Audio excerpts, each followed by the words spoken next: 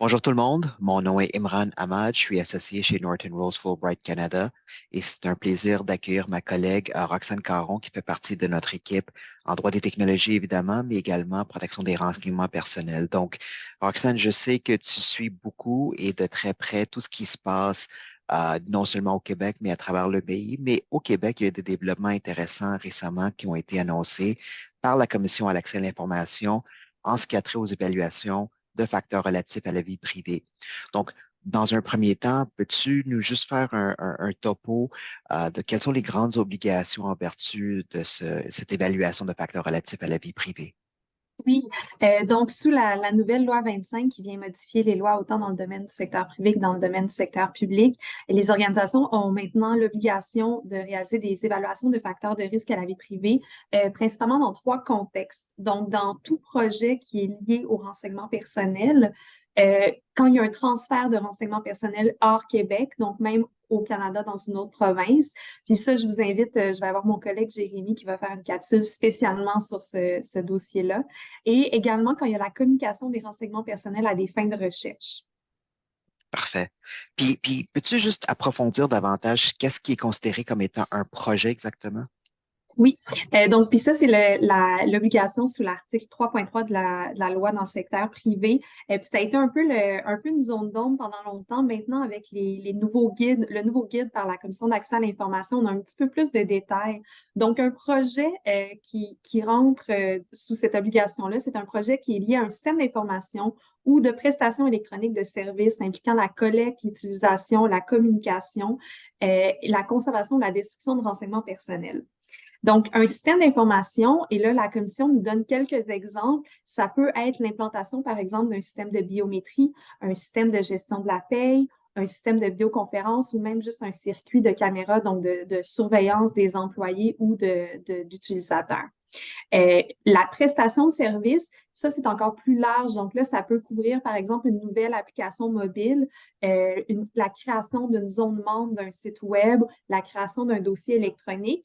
C'est important de spécifier que c'est un tout nouveau projet, mais également une modification importante à un projet existant. Donc, par exemple, si on change de fournisseur de services ou on change l'architecture d'une application mobile, ben, c'est important de faire également une évaluation de facteurs relatifs à la vie privée à ce moment-là.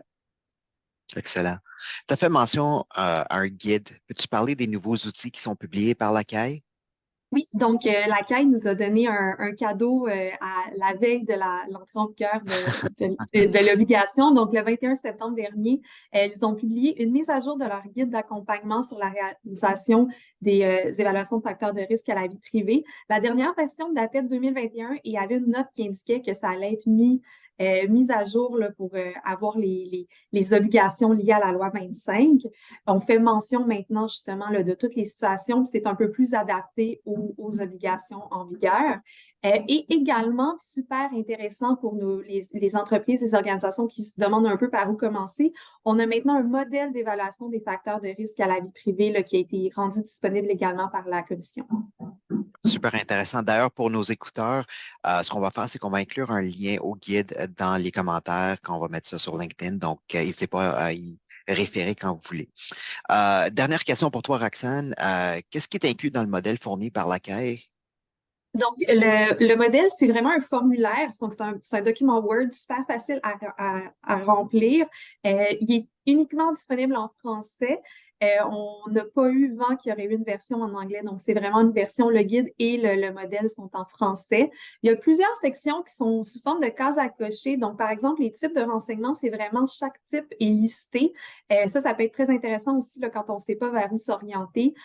On a des sections qui parlent de qui sont impliqués dans le projet, les rôles, les responsabilités, quels sont les renseignements personnels qui sont touchés par le projet. L'évaluation nous demande également d'identifier les risques, les stratégies de mitigation. Donc, on a vraiment toutes ces sections-là qui sont un peu épelées dans le guide.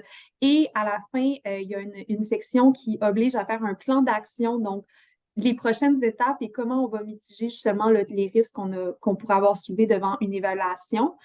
Finalement, il y a une section qui est réservée aux responsables à la protection des renseignements personnels pour la révision et l'approbation, ce qui nous rappelle que c'est une des autres obligations liées à cette évaluation-là, c'est que votre responsable de la protection des renseignements personnels approuve ce qui a été fait là, et supervise ce processus-là. Parfait. Ben, écoute, Roxane, je te remercie pour ce résumé qui est très succinct et très précis. D'ailleurs, il y a beaucoup qui se passe dans le domaine de la protection des renseignements personnels, pas juste au Québec, avec le 22 septembre qui est maintenant derrière nous, mais également ces documents qui sortent, puis tout ce qu'on voit au fédéral également. Donc, je suis sûr qu'on va revenir te voir très bientôt. Puis je sais que toi et l'équipe au Québec, vous êtes en train de suivre ça de très près. Fait que, à très bientôt. Merci, Roxane. Merci.